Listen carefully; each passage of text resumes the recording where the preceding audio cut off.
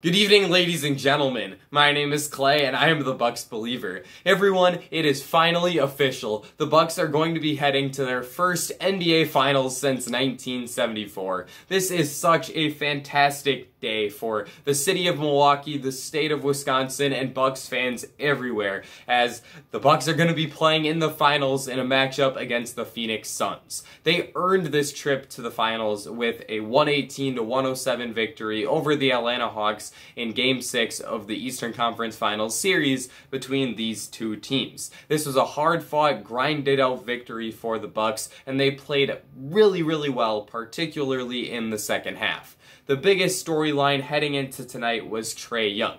He was coming back after missing 3 straight games after injuring his foot with a bone bruise. This was his first night back, and it was exciting to see whether or not he was going to be at 100%. Unfortunately for Atlanta, he was clearly hampered by his injury. I actually thought that he looked fine in terms of mobility, but Trae clearly had a bit of rust to shake off as he didn't shoot the ball well at all, shooting 4 for 17 from the field and 0 for 6 from the three-point line. He particularly had a hard time navigating the Bucks defense once he was able to get inside, as he missed a few pretty easy shots at the basket and also missed some open teammates and ended up having some costly turnovers, which is a bit uncharacteristic for Young. Trae finished this game with 14 points and 9 assists to go along with those 5 turnovers, but he really struggled for the Hawks in this game, and other than a few really good moments in the fourth quarter, I'm not even certain that he was a positive for Atlanta when you consider how hampered by his injury he was, both on the offensive end of the court and on defense, where the Bucks were consistently attacking him. He was able to use his hands to come away with some steals on defense that made him at least a little bit effective, but in general, this clearly was not 100% Trae Young, and that has to be a bummer for Hawks fans, because had he been healthy, who knows, maybe they could have fought it out, but obviously that was not the case, and the Bucks ended up coming away with their win. Trae particularly struggled in the first half, where he had just 5 points on 2 for 8 shooting, although that shouldn't only be attributed to Trae, as this was a really sloppy first half overall. After the first half, Milwaukee led 47-43, but that lead did not feel earned whatsoever. The Bucks really struggled on the offensive end of the court, struggling in 2 areas particularly. The first of those was shooting the basketball. Milwaukee went just 5 for 19 from the three-point line in that first half, with 4 of those 5 three-point makes coming from Pat Connaughton and Jeff Teague, 2 surprising sources to say the least. The Bucks also struggled with turnovers, particularly with their 2 best players, as Chris Middleton had 5 turnovers and Jrue Holiday had 4 in the first half alone. Fortunately for Milwaukee, they played some excellent defense in that half, and that allowed them to hang on to the lead despite their poor play on the offensive end of the court. The only way that the Hawks were really able to generate any sort of offense in that first half was Clint Capella on the offensive glass. Capella had 4 offensive rebounds in the first half alone, and that allowed him to get some easy putbacks. If not for Capella's crashing of the offensive glass, Atlanta would have struggled even more to score the basketball in the first half, and considering they were limited to 43 points anyways, that would have been a true disaster for the Hawks. Instead, they were only 4 points behind and had a solid shot at coming back and taking Game 6 on their home court if they would have played well in the second half. I actually texted one of my buddies, man, Chris Middleton needs to get going, because Middleton was not particularly effective in that first half. To go along with his 5 turnovers, he also really struggled as a scorer, as he was held to just 5 points on 2 for 6 shooting in that first half. That all changed for the better in the third quarter, where Middleton had, in my opinion, the single greatest quarter played by any player in this NBA playoffs. In the third, Middleton had 23 points and simply could not miss. He went on a 16-0 personal run against the Hawks as he scored 16 straight and made difficult shot after difficult shot over a plethora of Hawks defenders. He was able to get in the mid-range and bank in some shots off the glass. He was able to get to the free throw line for some easy points. He knocked down some catch-and-shoot three-pointers, some off-the-dribble three-pointers, some step-back three-pointers. Chris was scoring in every way thinkable, and he ended up piling in 23 points for the Bucks in the third quarter to open up a solid lead. Chris finished this game with 32 points on 10 for 22 shooting and 4 for 10 shooting from the three-point line, while also making all 8 of his free throw attempts. Middleton showed just how dangerous of a weapon he can be for the Bucks in that third quarter, and they're certainly going to need that level of scoring production from him in the upcoming finals. Middleton also had 7 assists to go along with his 7 turnovers, so it's not like he was failing to create shots for his teammates along with those turnovers. Middleton's assists largely came out of the drive and kick, where he did a really nice job of getting to the basket and finding open teammates for shots on the perimeter. One of those came on an assist to Brook Lopez, where Middleton kind of fell over but was fortunately able to shovel the ball to Brook for a corner three-pointer that brought the Bucks lead up from 11 points to 14 points in the midway point of the third quarter. Middleton also had a key drive and kick 3 to Pat Connaughton as there were about 3 minutes left in the game and the Hawks had cut the Bucks lead all the way down to 8. Middleton was able to get around his primary defender, I believe it was Cam Reddish, and when the help came from the Hawks' weak side guys, Middleton was able to find Connaughton in the corner for a 3, and Pat made the Hawks pay for leaving him open.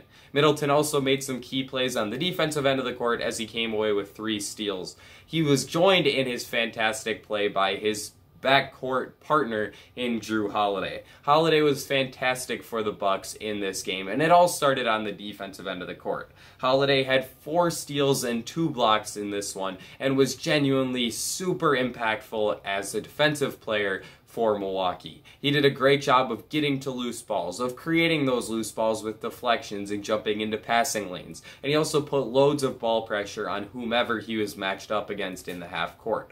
A lot of the time that player was Kevin Huerter, and Huerter really struggled in this game as he didn't make his first field goal attempt until the second quarter, and overall was held under 10 points. So a fantastic job by Holiday in this one on defense, and of course, he also was stellar offensively. Jrue had 27 points on 11 for 23 shooting and 4 for 12 shooting from the three-point line, and a few of those three-point shots that he made were incredibly key for Milwaukee in this victory.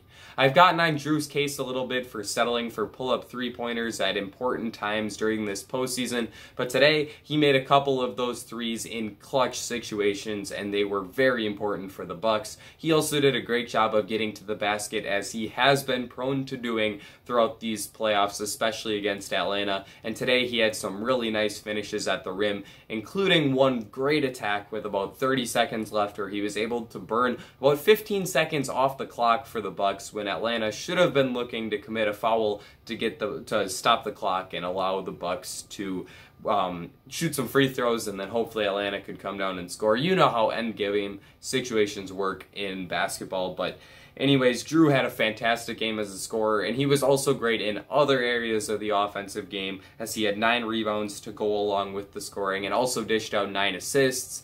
Many of those assists came on the drive and kick, similar to Middleton, including a huge drive and kick three-pointer where he got to the basket on the left side and found a wide open PJ Tucker in the corner. Tucker had gone 0 for 6 from the three-point line up to that point, I believe, so it was huge for him to knock down that 7th three-point attempt, and that brought the Bucks lead from 7 points to 10 points, I think, and really was a dagger for Milwaukee in this victory. Holiday also did a nice job of finding Brook Lopez at the basket once again for a second straight game. Lopez wasn't nearly as effective on the offensive end of the court in Game 6 as he was in Game 5, as he had 33 points in Game 5 and was held to 13 in Game 6, but that's largely because the Hawks' point-of-attack defenders did a really nice job of defending Jrue. They weren't allowing him to get to the basket quite as much as they did in Game 5, and for that reason, Lopez wasn't able to make do on those catch-and-dunk alley-oop attempts that he took advantage of so frequently in Game 5. Lopez still had a solid game, scoring 13 points on 5 for 9 shooting. He also grabbed 7 rebounds, so there was impact there on offense, but mostly Lopez's impact was felt on the defensive end of the court.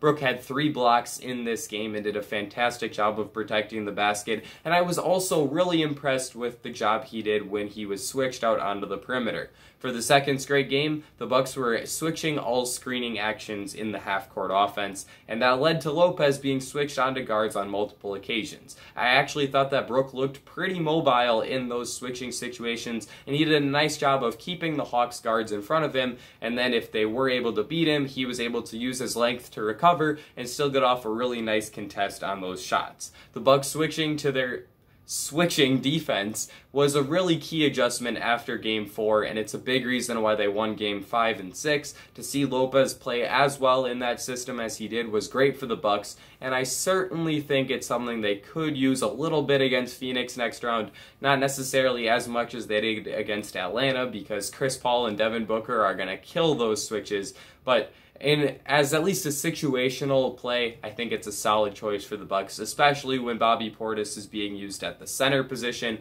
Bobby's very switchable and does a pretty good job of guarding guys on the perimeter, even if they are quicker guards. So when Portis is out there at the center spot, I think the Bucks should run out that switching everything look more often. Portis had a solid game in this one, scoring double-digit points and getting to the free throw line and making all 6 of his free throws. So another good game from Bobby, but really for me, it was the bench stepping up in this game that kept the Bucks in it in the first half and iced the game in the fourth quarter. Pat Connaughton and Jeff Teague both had some huge moments for the Bucks in this game. Connaughton in particular was fantastic, as he has been Mr. Reliable as the first guy off the Bucks bench throughout this playoff run, and today was no exception. Pat had 13 points and 8 rebounds while shooting 5 for 8 from the field and 3 for 6 from the three-point line in this game. Connaughton started off his night with a fantastic left-handed finish after attacking a closeout, and he continued it by knocking down half of his catch-and-shoot three-pointers throughout the night. Connaughton also had a terrific dunk in transition where he was able to leak out, get ahead of the Hawks defense, and had a fantastic finish. Other than his offense, Connaughton's impact was really felt when it came to getting loose balls. Pat had 8 rebounds in this game, but I actually think he should have had more, as offensive rebounds are credited to the player who ends up with the ball, not the player who gets the tip. Connaughton only had 1 offensive rebound, but he had numerous key tip-backs throughout this game that created those extra possessions for the Bucks. Connaughton also got on the floor for some loose balls and played with terrific effort in this game. He also was impactful on defense, coming away with 2 steals. Overall, Pat Connaughton did his job and continued to play his role at a very high level as he has throughout the playoffs. The Bucks are going to be counting in on him to play big minutes once again in the finals, and I'm very confident that Connaughton will be able to thrive in those minutes. Finally, I want to talk about Jeff Teague. Teague has been someone who I have not been a huge fan of throughout his time with the Bucks, as he's largely struggled to earn minutes in the rotation because he doesn't do a whole lot on the offensive end and is a complete liability on defense. However, tonight, Teague had his best game by far of the playoffs. He had 11 points while shooting 3 for 3 from the three-point line and made some really key three-pointers at important junctures of the game for the Bucks. He did have his usual struggles on defense as he committed a few questionable fouls on Lou Williams and Trae Young, putting the Hawks point guards at the free throw line, but overall, Teague gave the Bucks 12 solid minutes where he contributed some really solid scoring, and when you're talking about Jeff Teague, you can't ask for much more than that.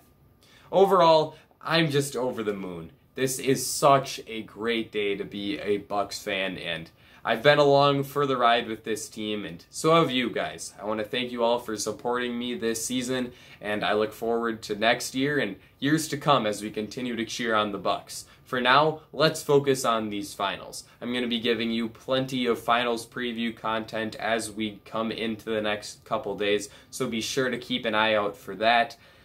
With that being said, be sure to leave a like and subscribe, especially if you are a fellow Bucks believer. Let me know in the comment section down below how happy you are, what your thoughts are on this game. Let me know. I think that I've covered everything that I wanted to cover, so that's going to be it for me. Ladies and gentlemen, I will see you all again very soon.